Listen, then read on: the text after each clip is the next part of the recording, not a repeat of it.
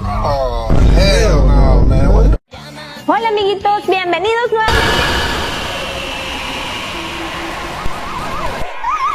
Un postre muy delicioso que es plátano con cajeta.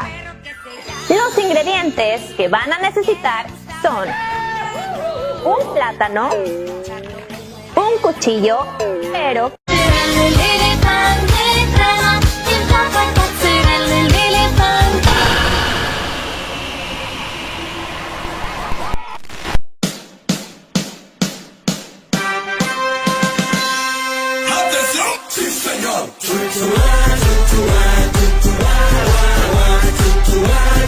Colocar ya la salchicha guardada previamente caliente, un aceite porque